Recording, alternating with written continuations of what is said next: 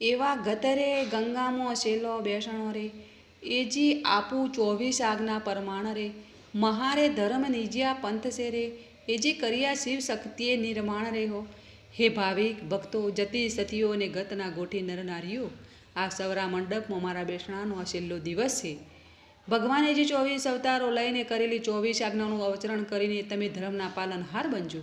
એ આજ્ઞાઓનું હું તમને ફરી સવિસ્તાર કહીશ. શ્રી રામદેવજીના વચનો સાંભળી સૌએ જય જયકાર બોલાવ્યો, પાઠ વધાવી સૌ પોતપોતાના સ્થાને ગયા. માસરે ભાદરવા સુધી સાતમ રે, એજી સપને ઘેરાણા અજમલ રાય રે, દીઠા દ્વારિકાપુરી ધામને રે, એજી ઊભા છે મંદિરની મોય રે. ભાદરવા સુધી બીજના પાઠ ઉત્સવમાં ગત ગંગા સમક્ષ રામદેવજીએ જણાવ્યું હતું કે થોડા દિવસમાં પડદે પરિયાણ કરવાનો મારો નિર્ધાર છે. આ વચનો અજમલજીના મનમાં ગોળાયા કરતા હતા.